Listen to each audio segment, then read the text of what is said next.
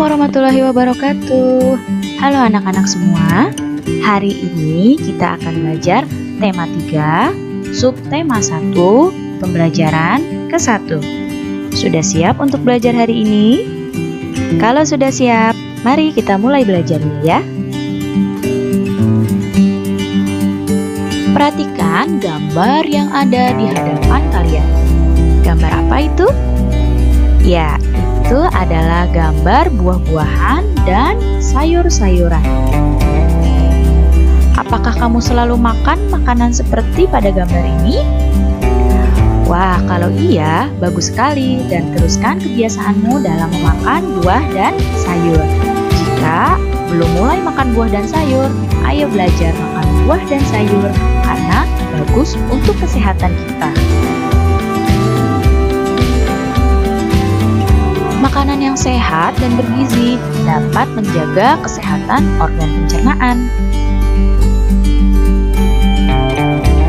Biasanya, kita mengenal jenis makanan dari promosi yang disajikan dalam bentuk iklan. Apa sih iklan itu? Perhatikan, kita akan membahas tentang iklan. Iklan merupakan suatu pesan tentang keunggulan produk atau jasa yang ditujukan kepada masyarakat. Jadi, dalam iklan itu fungsinya untuk membujuk orang-orang agar tertarik pada barang dan jasa yang ditawarkan. Iklan itu biasanya dipasang di tempat umum dengan kalimat yang singkat, jelas, dan menarik. Iklan juga menggunakan gambar yang sesuai dengan isi iklannya. Kalau iklannya tentang makanan sehat, maka kalimatnya tentang makanan sehat dan juga isi iklannya, gambarnya tentang makanan-makanan yang sehat. Jadi saling berhubungan ya antara tulisan pada iklan, kalimat pada iklan, dengan gambar pada iklannya. Nah, media penyampaian iklan itu dibagi menjadi 2 jenis. Ada media cetak, ada media elektronik. Media cetak adalah contohnya surat kabar, koran, dan juga majalah. Media elektronik itu contohnya radio dan televisi. Iklan itu disajikan secara menarik dengan kata kunci dan gambar yang sesuai dengan tujuan dari iklan. Apa sih kata kunci itu? Kata kunci dalam sebuah iklan adalah kata-kata inti dari iklan tersebut. Jadi ketika membuat kalimat iklan itu punya satu kata kunci yang menjadi intinya iklan. Nah, itu disebut dengan kata kunci, yaitu kata-kata inti pada iklan. Perhatikan contoh iklan berikut. Nah, di sini ada iklan. Di sini gambarnya anak yang sedang memakan buah-buahan dengan kalimat makanan yang bergizi penting untuk pertumbuhan otak anak. Nah, apa kata kunci iklannya?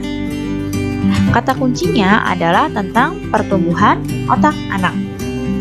Nah, tujuannya apa iklan ini? Tujuannya adalah untuk mengajak masyarakat mau mengkonsumsi makanan yang sehat dan bergizi demi pertumbuhan otak anak-anaknya. Nah, lihat di hadapan kalian ada gambar sapi. Tahukah kamu, sapi untuk menghasilkan susu yang baik harus makan makanan yang baik juga. Kamu tahu tidak apa makanannya sapi? Ya, makanannya sapi adalah rumput. Jadi rumput yang dimakan sapi itu juga harus baik. Tapi, apakah kamu tahu bagaimana sapi mencerna makanannya? Sapi ini merupakan hewan yang spesial dalam mencerna makanannya. Beda dengan hewan-hewan yang lain. Kita akan bahas bagaimana cara sapi mencerna makanannya.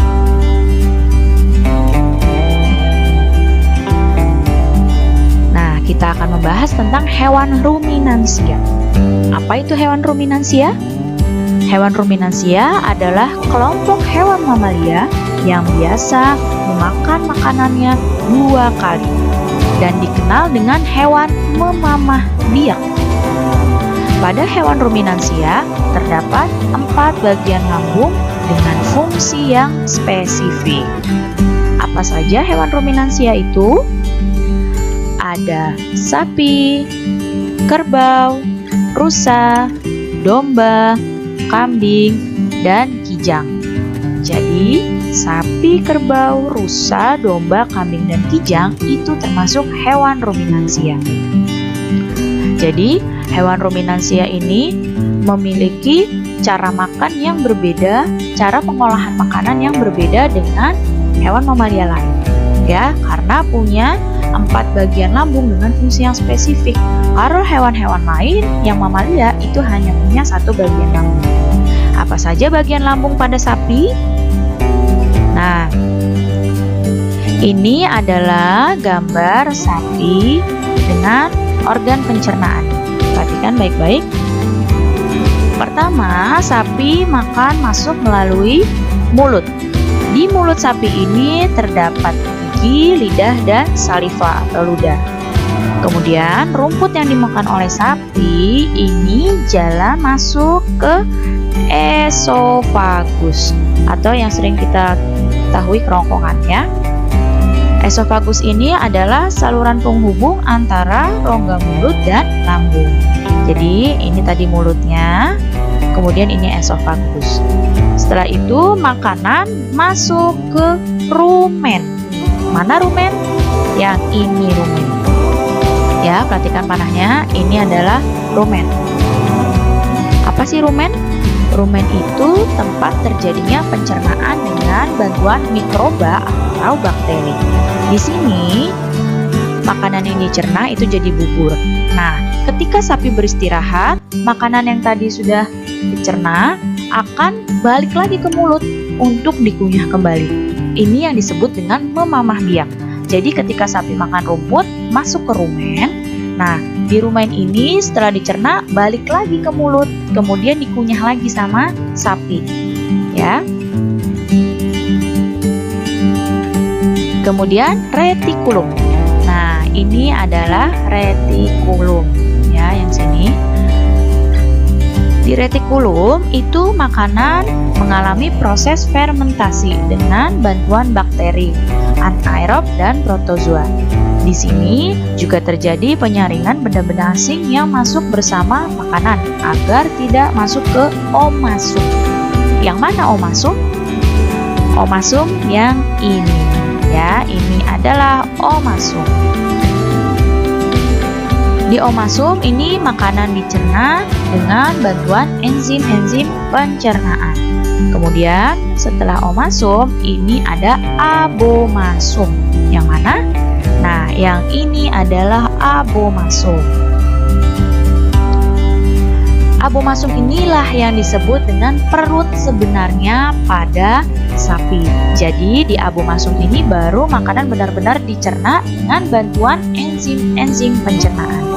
Jadi 4 bagian lambung pada hewan ruminansia itu yang pertama tadi ada rumen, makanan yang masuk, kemudian masuk ke rumen. Nah, dari rumen ini kemudian balik lagi ke mulut, kemudian ke retikulum, kemudian ke omasum dan abomasum.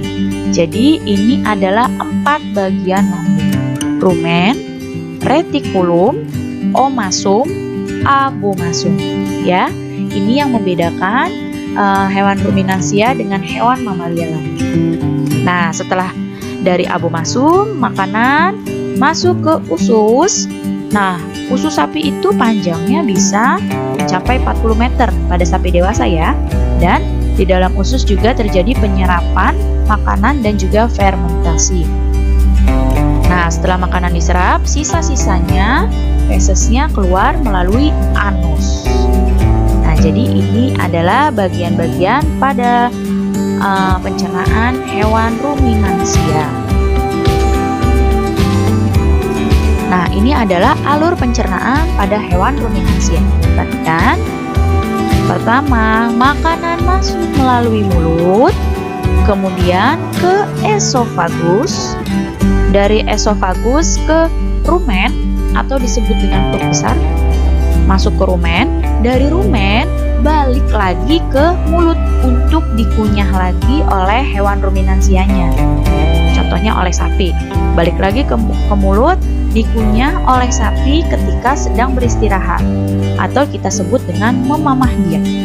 Nah, dari mulut ini makanan yang sudah dimamah biak yang kedua kalinya masuk ke retikulum atau ke perut jalan.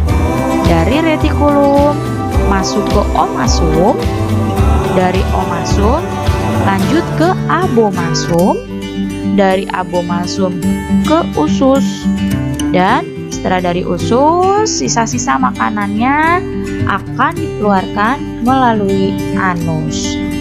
Jadi ibu ulangi, pertama masuk ke lewat mulut, kemudian ke esofagus, masuk ke rumen, dari rumen balik lagi ke mulut, dimamah biak lagi, dikunyah lagi ketika sedang istirahat hewannya, kemudian masuk ke retikulum, kemudian ke omasum, abomasum, usus, kemudian sisanya keluar ke anus. Baik anak-anak, cukup sekian ya penjelasan ibu kali ini. Mudah-mudahan kalian dapat mengerti. Terima kasih anak-anak semua. Sampai jumpa lagi. Wassalamualaikum warahmatullahi wabarakatuh.